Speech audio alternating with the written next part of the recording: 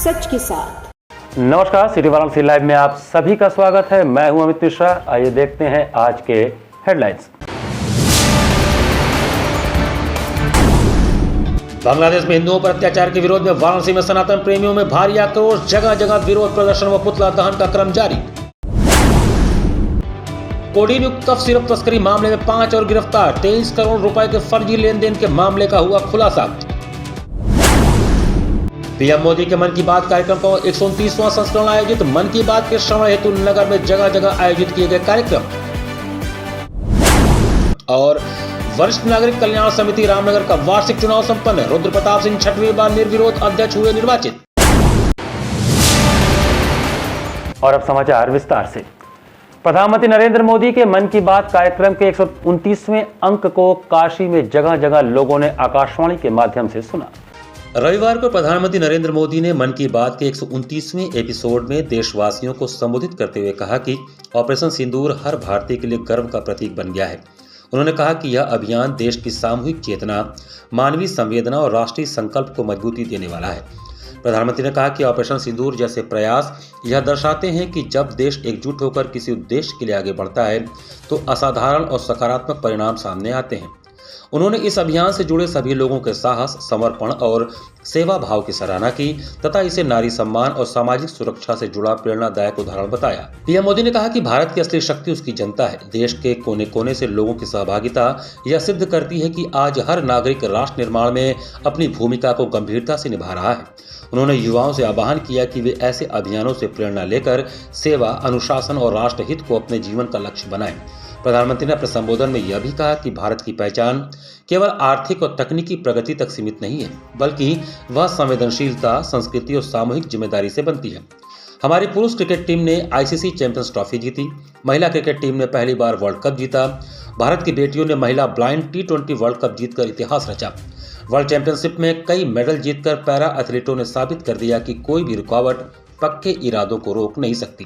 भाजपा के महानगर अध्यक्ष प्रदीप अग्रहरी की अध्यक्षता में पीएम मोदी के मन की बात के श्रवण हेतु कार्यक्रम आयोजित किए गए। आयोजन में चंद्रशेखर उपाध्याय, अवधेश राय, संजय कुमार, सोमनाथ यादव, पीयूष भट्टाचार्य, सत्यनारायण साहनी, जितेंद्र आर्य, मनीष मिश्रा, विवेक साहू, रीना पत्रो, विजय द्विवेदी, अनिल तिवारी, अशोक पांडे, प्रमील पांडे सहित बड़ी संख्या में कार्यकर्ता रहे। हमारे प्रधानमंत्री जी देश के लिए हमेशा प्रेरणादायी बातें बताते हैं। उन्होंने पूरे साल का जिक्र किया और उन्होंने बताया कि ऑपरेशन सिंदूर के माध्यम से पूरी दुनिया ने हमारे भारत की ताकत को देखा और सराहा। हमारे प्रधानमंत्री जी लगातार वोकल फॉर लोकल का आह्वान करते रहते हैं, क्योंकि जब हम लोकल खरीदते हैं तो हमारे घर में तो खुशियां आती ही आती हैं। उन घरों में भी खुशियां होती है जो उनको बनाते हैं, क्योंकि इसमें हमारे देश की मिट्टी की खुशबू होती है, हमारे कारीगरों के मेहनत का पसीना होता है। हमारे प्रधानमंत्री जी ने पीएम सूर्य घर योजना का भी जिक्र किया। वाराणसी में भाजपा पिछड़ा वर्ग के काशी क्षेत्र के उपाध्यक्ष अनूप जायसवाल और सारनाथ मंडल के मंडल अध्यक्ष अतुल सिंह के संयुक्त तत्वावधान में भी आकाशवाणी पर प्रसारित होने वाले प्रधानमंत्री द्वारा संबोधित मन की बात कार्यक्रम के 129वें संस्करण को सैकड़ों लोगों ने बड़े उत्साह के साथ सुना। भीषण ठंड के बावजूद कार्यक्रम में सभी लोगों ने अलाव के साथ मन की बात को सुना। कार्यक्रम का संचालन और नेतृत्व करने वाले अनूप जायसवाल ने सैकड़ों लोगों को शपथ दिलाया कि प्रधानमंत्री के मन अनुरूप हम स्वदेशी अपनाएंगे और सभी को स्वदेशी अपनाने के लिए प्रेरित करेंगे। स्वदेशी संकल्प और टिफिन बैठक के साथ नए पदाधिकारी का बड़े ही गर्मजोशी के साथ माल्यार्पण करके हर हर महादेव के जय घोष के साथ स्वागत और अभिनंदन किया गया। इस कार्यक्रम में शंकर जायसवाल, डॉक्टर सुदामा पटेल, जगदीश त्रिपाठी सहित बड़ी संख्या में लोग उपस्थित थे। इसमें हम सबको माननीय मोदी जी ने एक बार पुनः अनेक महत्वपूर्ण बातें बताते हुए कच्छ के रण के बारे में, स्वदेशी वस्तुओं के बारे में हम सबको जागृत किया। वंदे मातरम की चर्चा करते हुए उन्होंने हम सबको बताया कि ये 2025 के अंतिम मन की बात है। अब हम सबकी मुलाकात 2026 में होगा। और एक बार पुनः उन्होंने हम सभी कार्यकर्ताओं को उत्साहित किया और प्रफुल्लित किया। उनसे जो मन की बात की वार्ता महीने के अंतिम रविवार को होती है, कि हम सभी कार्यकर्ता उससे अपने आप को ऊर्जावान महसूस करते हैं और आगे आने वाले दिनों में उससे काम करने की एक प्रेरणा मिलती है, गति मिलती है। इसी कड़ी में सुसवाही वार्ड नंबर 39 के पार्षद सुरेश पटेल उर्फ गुड्डू की अध्यक्षता में भी पीएम मोदी के मन की बात का कार्यक्रम आयोजित किया गया, जिसमें बड़ी संख्या में क्षेत्र के लोग उपस्थित थे। इस अवसर पर पार्षद सुरेश पटेल गुड्डू ने कहा कि आज प्रधानमंत्री नरेंद्र मोदी द्वारा मन की बात कार्यक्रम के 129वें एपिसोड में प्रधानमंत्री ने वर्ष 2025 की उपलब्धियों, राष्ट्रीय प्रयासों और आने वाले वर्ष 2026 के प्रति आशाओं पर अपने विचार साझा किए। प्रधानमंत्री मोदी ने यह भी कहा कि भारत नई आशाओं और संकल्पों के साथ 2026 में प्रवेश करने को तैयार है और युवा शक्ति, नवाचार तथा संस्कृति से जुड़े प्रयासों को आगे बढ़ाना आवश्यक है। माननीय प्रधानमंत्री की जो सोच है कि एक एक चीज़ों को उठा के उनको देश की पटल पे लाते हैं, लोगों के संज्ञान में लाते हैं और बाबा विश्वनाथ से प्रार्थना है कि प्रधानमंत्री जी को स्वस्थ रखें। और जाते जाते उन्होंने सभी देशवासियों को नए वर्ष 2026 की बधाई, शुभकामना दिया है और हम बाबा विश्वनाथ माता अन्नपूर्णा से और प्रार्थना करेंगे कि उनको स्वस्थ रखें और जो उनका विजन है, सपना है, जो 2027 तक अपने भारत देश को विकसित राष्ट्र बनाने का, वो सपना उनके नेतृत्व में पूरा हो। यही चर्चा की उन्होंने। बांग्लादेश में हिंदुओं पर हो रहे अत्याचार के खिलाफ अंतर्राष्ट्रीय हिंदू परिषद एवं राष्ट्रीय बजरंग दल काशी द्वारा गुरुधाम चौराहे पर जोरदार विरोध प्रदर्शन किया गया। पिछले वर्ष बांग्लादेश की पूर्व प्रधानमंत्री श्रीमती शेख हसीना की सरकार के तख्तापलट के बाद वहां अल्पसंख्यक हिंदुओं पर हो रहे हिंसक हमलों, उत्पीड़न और निर्मम हत्याओं के विरोध में अंतर्राष्ट्रीय हिंदू परिषद एवं राष्ट्रीय बजरंग दल काशी द्वारा गुरुधाम चौराहे पर जोरदार विरोध प्रदर्शन किया गया। इस दौरान बांग्लादेश सरकार के खिलाफ नारेबाजी करते हुए प्रतीकात्मक पुतला दहन भी किया गया। प्रदर्शनकारियों ने आरोप लगाया कि सरकार परिवर्तन के बाद बांग्लादेश में हिंदू समुदाय के खिलाफ सुनियोजित हिंसा की घटनाएं लगातार बढ़ रही हैं। परिषद के पदाधिकारियों के अनुसार अब तक लगभग 88 से अधिक हिंसक घटनाएं सामने आ चुकी हैं, जिनमें हजारों निर्दोष हिंदुओं की हत्या किए जाने का दावा किया गया। हालात 1971 जैसे भयावह दौर की याद दिला रहे हैं। प्रदर्शन के दौरान वक्ताओं ने कहा कि बांग्लादेश में हिंदू मंदिरों को तोड़ा जा रहा है, घरों में आग लगाई जा रही है, लूटपाट और मारपीट की घटनाएं खुलेआम हो रही हैं, जो धार्मिक असहिष्णुता और भेदभाव का स्पष्ट उदाहरण है।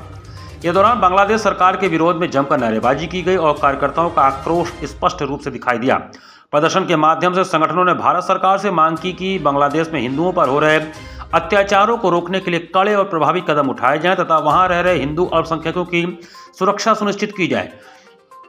कार्यक्रम में मुख्य रूप से राष्ट्रीय बजरंग दल काशी प्रांत के महामंत्री अर्जुन कुमार मौर्य, भानु वर्मा, प्रशांत विश्वकर्मा, विश्वजीत, सूरज गुप्ता, अर्जुन राय, श्रवण मौर्य, हरिश्चंद्र चौधरी, रोहित, अंकित, अरविंद, संजीव, कमलेश, हरिनाथ सिंह, संजय पटेल, सोनू मिश्रा सहित सैकड़ों की संख्या में लोग शामिल रहे। हम लोग बांग्लादेश के अंदर जिस तरीके से हिंदुओं के साथ अब तक 88 घटनाएं हो चुकी हैं और हजारों हिंदुओं की, निर्दोष हिंदुओं की हत्याएं हो चुकी हैं, बहुत बहन बेटियों की इज्जतें लूटी जा चुकी है, उसके विरोध में हम सब आज बांग्लादेश के प्रधानमंत्री मोहम्मद यूनुस का पुतला दहन और बांग्लादेश का झंडा जो है जलाएंगे। वाराणसी पुलिस ने कोडीन युक्त कफ सिरप को तस्करी मामले में बड़ा खुलासा करते हुए 5 लोगों को गिरफ्तार किया।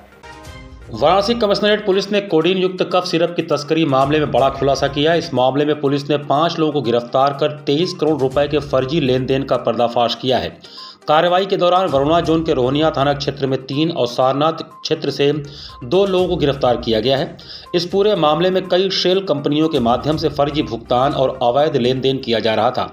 यह सारे तस्कर कफ सिरप कांड के सरगना शुभम जायसवाल से जुड़े थे। गिरफ्तार लोगों में रोहनिया से स्वप्निल केशरी, दिनेश यादव और आशीष यादव हैं, जबकि सारनाथ से विष्णु पांडे और लोकेश अग्रवाल की गिरफ्तारी हुई है। यह सब अवैध शेल कंपनियों की स्थापना करते थे। इसके बाद जीएसटी नंबर और ड्रग लाइसेंस भी हासिल कर लेते थे। वास्तव में यह कंपनियां कोई भी खरीद बिक्री का काम नहीं करती थीं और कंपनियां केवल कागज पर अस्तित्व में हैं और पूरी तरह से झूठे जीएसटी बिल और इनवॉइस तैयार करती हैं।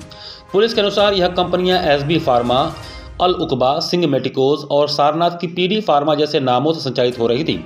रोहनिया की कंपनियों में शुभम जायसवाल, दिनेश यादव और आशीष यादव शामिल हैं। सारनाथ के प्रतीक गुजराती और लोकेश जायसवाल के फर्म्स के माध्यम से इन सभी पैसों का फाइनल ट्रांजैक्शन उनके अकाउंट में किया जाता था। पूछताछ में पता चला कि पीडी फार्मा कंपनी में 13 करोड़ रुपए का कैश डिपॉजिट किया गया था। सारनाथ की कंपनी में लगभग 6 से 7 करोड़ रुपए का कैश और 3 से 4 करोड़ रुपए का आरटीजीएस के माध्यम से लेन देन हुआ था। हालांकि ये सभी कंपनियां केवल सेल कंपनियां हैं और इनके पास कोई भी भौतिक सामान नहीं है। इन कंपनियों के कार्यालय में केवल एक कमरे में टेबल और चेयर होते हैं। पुलिस के अनुसार यह कंपनियां अवैध कफ सिरप तस्करी में लिप्त थीं और इनका संबंध बिहार, पश्चिम बंगाल और बांग्लादेश से जुड़ा है, क्योंकि वहां कफ सिरप की कीमत 10 गुना अधिक है। इनसे प्राप्त होने वाला पैसा गोल्ड के रूप में या हवाला के माध्यम से नोटों के रूप में वाराणसी में रिसीव किया जाता था। पुलिस को इस मामले में अन्य आरोपितों के बारे में जानकारियां मिली हैं, उनकी भी तलाश की जा रही है। पुलिस ने इनके पास से एक चेकबुक, एक मोहर पीडी फार्मा, एक letter pad book PD pharma, 120 PD pharma का हस्ताक्षर युक्त बिल, एक एटीएम, एक लैपटॉप, मोबाइल फोन बरामद किया गया है। इन आरोपितों में विष्णु कुमार पांडे सारनाथ थाना क्षेत्र के तिसरिया परशुरामपुर, लोकेश अग्रवाल सिगरा थाना क्षेत्र के मामूरगंज के मोहिनी कुंज का निवासी है। पूछताछ में इन आरोपियों ने बताया कि हम सब कई वर्षों से दवाओं की खरीद फरोख्त करते रहे हैं। हम लोगों की जान पहचान बनारस की दवा मंडी सप्तसागर मैदागिन में हुई थी। आरोपित दिनेश कुमार यादव की दुकान के सामने शुभम जायसवाल की दवा की दुकान है। दिनेश कुमार यादव और आशीष यादव ने स्वप्निल केसरी को पैसा कमाने का तरीका बताया और शुभम जायसवाल से कई बार मिलवाया और शुभम जायसवाल ने हम लोगों को मेडिकल फार्मा एजेंसी की रजिस्टर्ड दुकान खोलने का तरीका बताया। इसके बाद हम लोगों द्वारा शुभम जायसवाल के साथ मिलकर जनपद चंदौली में 3 मेडिकल का एजेंसी फर्म खोला गया। कंपनी के नाम से शुभम जायसवाल और दिनेश कुमार यादव व आशीष यादव द्वारा न्यू फिसाडिल व कफ सिरप इन लोगों द्वारा मंगवाकर बनारस, चंदौली व अन्य जिलों में गुप्त रूप से रखकर स्टोर करवाते और बेचते थे।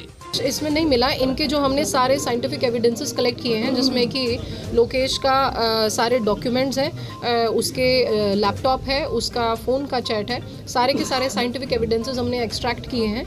वो सारी चीज़ें हमें बरामद। क्या रोहनिया थाने को पुरस्कार मिलेगा इस बार? बिल्कुल बिल्कुल, रोहनिया और सारनाथ दोनों की टीम्स, बिकॉज एसीपी रोहनिया और एसीपी सारनाथ स्वयं इस चीज़ में लगे हुए थे और दोनों ही इंस्पेक्टर्स, दोनों एसएचओस और उनकी पूरी टीम बहुत ही प्रशंसनीय एफर्ट उन्होंने किया है। पूरे केस को सुलझाया और एंड टू एंड इन्वेस्टिगेशन को उसका लॉजिकल एंड तक पहुंचाया है। इसलिए दोनों को ही डीसीपी सर के माध्यम से 25,000 का दोनों को अलग अलग इनाम भी घोषित किया है और अभी सीपी सर है नहीं, सीपी सर जैसे ही आ जाएंगे I am very very sure कि उनके ही माध्यम से उनको प्राइज दिया भी जाएगा। कौशलेश नगर कॉलोनी में रविवार को हिंदू सम्मेलन का आयोजन किया गया। रविवार को हिंदू सम्मेलन का आयोजन कौशलेश नगर कॉलोनी पार्क में किया गया। कार्यक्रम की शुरुआत भारत माता के चित्र पर पुष्पांजलि अर्पित करके और दीप प्रज्वलन करके किया गया। इस कार्यक्रम में गीता श्लोक का पाठ, मातृशक्ति प्रस्तुति, एकल गीत, शिव स्तुति आदि की भव्य प्रस्तुतिकरण हुई। कार्यक्रम की अध्यक्षता करते हुए कौशलेश नगर नागरिक समिति के सचिव प्रमील पांडे ने कहा कि पहले हम मुगलों के गुलाम रहे, फिर अंग्रेजों ने हमें गुलाम बनाया। स्वतंत्र भारत में वोट बैंक के तुष्टीकरण के कारण हम कई दशकों से गुलामी झेलते रहे। अंग्रेज चले गए लेकिन मैकाले की शिक्षा नीति हम पर थोपी गई। हमारी संस्कृति को दबाया गया, हमारे मूल धार्मिक भावनाओं को समय समय पर आहत किया गया। हिंदू सम्मेलनों में स्थानीय स्तर पर हुए अत्याचारों को विमर्श का विषय बनाना होगा। स्वतंत्र भारत में हिंदुत्व पर किए गए प्रहारों को वर्तमान देश के युवा को जानना जरूरी है। औरंगजेब द्वारा तोड़े गए मंदिर हमें याद हैं, लेकिन स्वतंत्र भारत में महामना द्वारा बनवाए गए संघ भवन को हम भूल गए, जिसे 22 फरवरी 1976 को आपातकाल में तोड़कर हिंदू जनमानस को आईना दिखाने का कार्य किया गया था, जो स्वतंत्र भारत का सबसे जघन्य अपराधों में से एक था। राष्ट्रीय स्वयंसेवक संघ शताब्दी वर्ष मना रहा है। हमें कदापि नहीं भूलना चाहिए कि महामना द्वारा बनवाए गए ऐतिहासिक इमारत में संघ भवन रहा है। इसके ऐतिहासिक तथ्यों को मिटा दिया गया, जिसे जागृत करने की आवश्यकता है। हम शिवाजी और महाराणा प्रताप के गुणगान करते हैं, लेकिन हमें अपने अंदर भी झांकना जरूरी है। अपने धरोहरों के ऐतिहासिक एवं सांस्कृतिक तथ्यों की रक्षा के लिए हिंदुओं को संगठित होना जरूरी है। कार्यक्रम में मंचासीन मुख्य वक्ता अरविंद धर्माचार्य आशीष, मातृशक्ति शैल सिंह ने सम्मेलन में आए लोगों को संबोधित किया। कार्यक्रम का संचालन अंकित ओझा ने तथा धन्यवाद प्रकाश विपिन सिंह ने किया। कार्यक्रम में प्रमुख रूप से कुलाधिपति प्रोफेसर जयप्रकाश लाल, केंद्रीय विश्वविद्यालय झारखंड राजेश नागर, दशरथ पाल, आनंद स्वरूप चतुर्वेदी, संतोष श्रीवास्तव, करुणाकर राय, आनंद मिश्रा, नूतन आदि रहे। वरिष्ठ नागरिक कल्याण समिति रामनगर का 2026 के लिए वार्षिक चुनाव रविवार को संपन्न हुआ। वरिष्ठ नागरिक कल्याण समिति रामनगर का 2026 के लिए वार्षिक चुनाव रविवार को संपन्न हुआ। इस अवसर पर चुनाव अधिकारी प्रोफेसर रामलोचन यादव ने बताया कि अध्यक्ष सहित सभी पदों पर निर्विरोध निर्वाचन हुआ। अध्यक्ष पद पर रुद्र प्रताप सिंह को 6वीं बार और महामंत्री पद पर बालकृष्ण दीक्षित को निर्विरोध अध्यक्ष चुना गया। इस अवसर पर प्रोफेसर शंकर राम, श्रीमित्र आर्य, पारस गुप्ता, इंजीनियर कालिका सिंह, डॉक्टर अनिल कुमार सिंह, नन्हे गुप्ता, रवि प्रकाश श्रीवास्तव, रामजी दीक्षित, गुलाब प्रसाद, सरदार गुरजीत सिंह, सरदार सुरेंद्र सिंह आदि प्रमुख रूप से उपस्थित रहे। लंका पुलिस ने 2 अंतर्राज्यीय पशु तस्करों को गिरफ्तार कर उनके पास से 4 जीवित गोवंश एवं 1 पिकअप वाहन बरामद किया। पुलिस आयुक्त वाराणसी के निर्देश पर अपराधों की रोकथाम एवं पशु तस्करी के विरुद्ध चलाए जा रहे अभियान के तहत थाना लंका पुलिस को बड़ी सफलता मिली है। पुलिस ने 2 अंतर्राज्यीय पशु तस्करों को गिरफ्तार करते हुए उनके कब्जे से 4 जीवित गोवंश गाय एवं 1 पिकअप वाहन बरामद किया है। पुलिस उपायुक्त काशी जोन के निर्देशन अपर पुलिस उपायुक्त काशी जोन के पर्यवेक्षण तथा सहायक पुलिस आयुक्त भेलपुर व प्रभारी निरीक्षक थाना लंका के नेतृत्व में यह कार्रवाई की गई। शनिवार को मुखबिर खास की सूचना पर थाना लंका पुलिस टीम ने लौटूबीर अंडरपास से आगे मलैया सर्विस लेन के पास से 2 अंतर्राज्यीय पशु तस्करों को गिरफ्तार किया। गिरफ्तार अभियुक्तों में राजू पांडे पुत्र रामलोचन पांडे निवासी भदेसर इचौली कौशाम्बी, तीरथ कुमार सिंह पुत्र भीम सिंह निवासी भोखरी भभुआ बिहार हैं। पुलिस ने अभियुक्तों के कब्जे से 4 जीवित गोवंश तथा 1 पिकअप वाहन बरामद किया। थाना प्रभारी लंका के नेतृत्व में एक बड़ी सफलता प्राप्त हुई लंका पुलिस को। बीती रात गोतस्करी में प्रयुक्त 4 गोवंश और 2 अभियुक्त बरामद किए गए हैं, गिरफ्तार किए गए हैं। ये डाफी टोल प्लाजा के पास ये गुजरते थे और जैसा कि पूछताछ में प्रकाश में आया है, राजू पांडे और तीरथ कुमार सिंह 2 व्यक्ति हैं। राजू पांडे जो कौशाम्बी का रहने वाला है, जिसकी गाड़ी थी, जो ये कार्य पिछले 2 से ढाई महीनों से कर रहा था। उसका ये कहना था कि पहले ये सब्जी आदि का कार्य करता था और इधर बीच कुछ किस्त वगैरह की समस्या थी और इसी बीच ये तीरथ कुमार सिंह जो बिहार का रहने वाला है उसके संपर्क में आया और एक ड्राइवर के रूप में उसका उपयोग भी करता था और उसे हिस्सेदारी भी देता था। और तीरथ ही उसका माध्यम था जो बिहार तक छाता में एक जगह है, छाता करके एक जगह है जहाँ ले जाके डिलीवर करते थे ये लोग।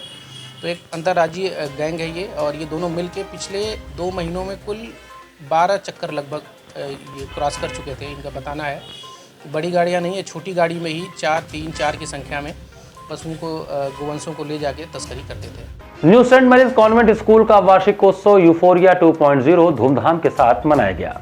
New Saint Mary's convent school का यूफोरिया 2.0 ग्रैंड एनुअल डे धूमधाम से मनाया गया। इस कार्यक्रम के मुख्य अतिथि व विशिष्ट अतिथियों के करकमलों से कार्यक्रम का शुभारंभ किया गया।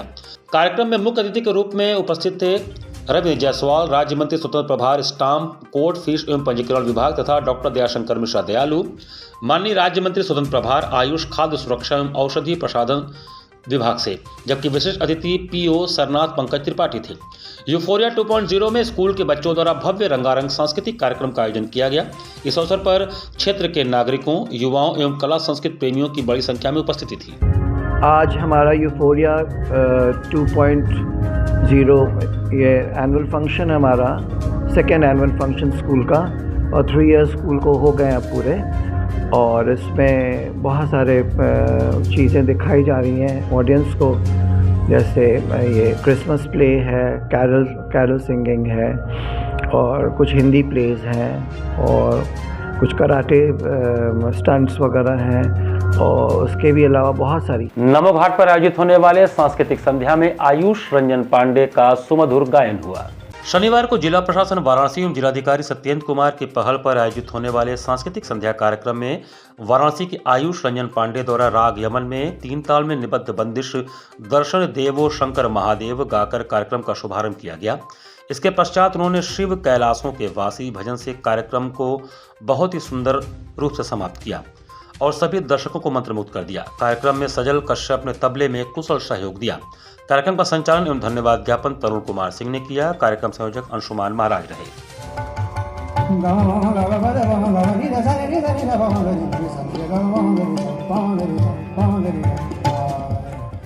संस्कृति विभाग उत्तर प्रदेश द्वारा आयोजित सुर साधना कार्यक्रम में डॉक्टर शिवानी शुक्ला का मनोहारी गायन हुआ।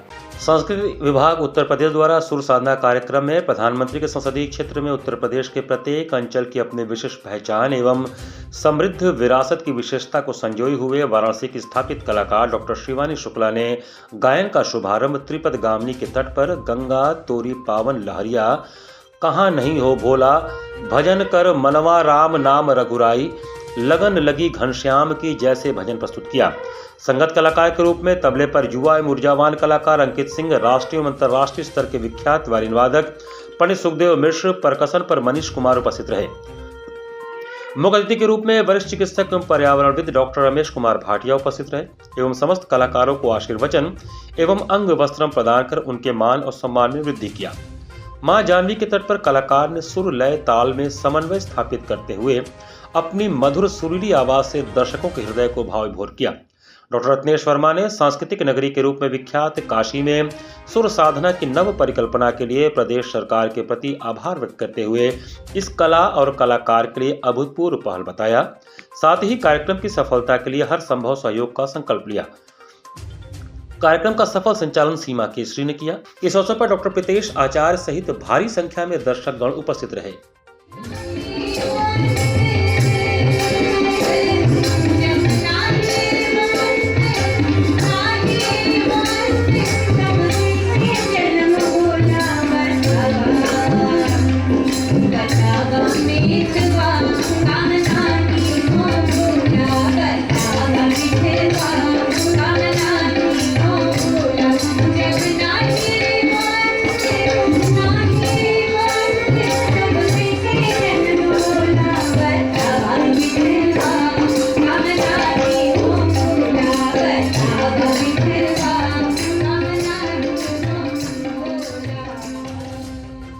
शनिवार को वाराणसी नागरिक संघ एवं राममय रात के संस्थापक रहे वरिष्ठ पत्रकार स्वर्गीय मुन्नू प्रसाद पांडे जी की 13वीं पुण्यतिथि मनाई गई।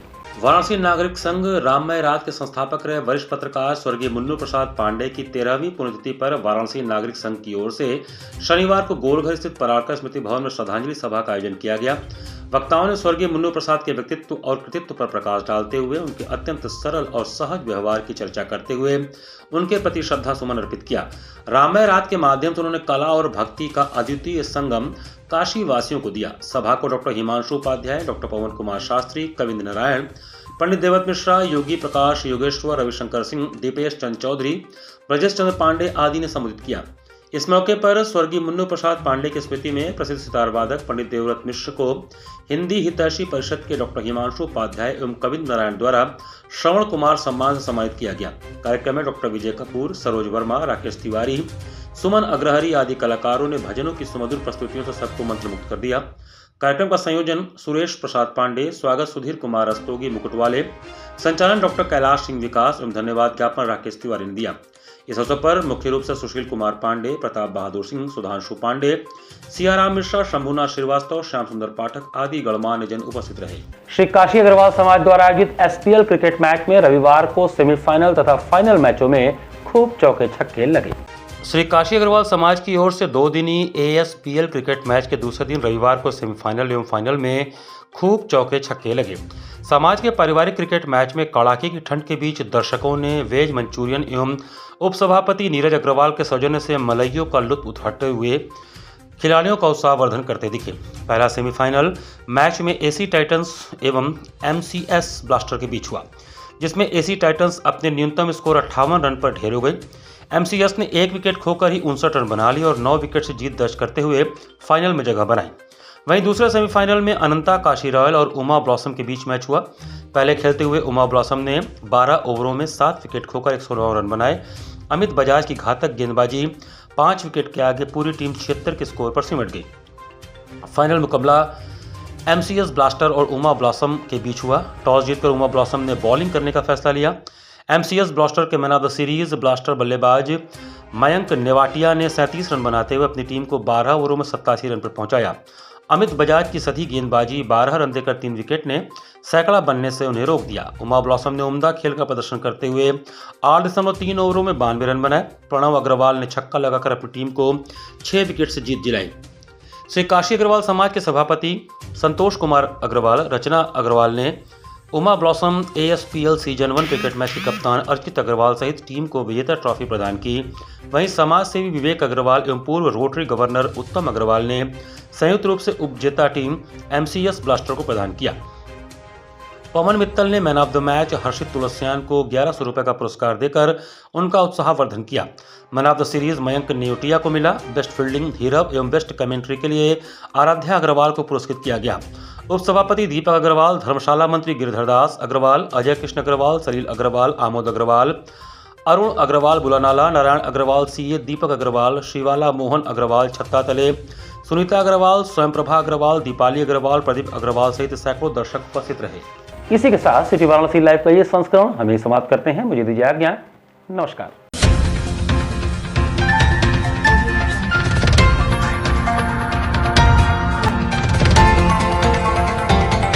वाराणसी लाइव, सच के साथ।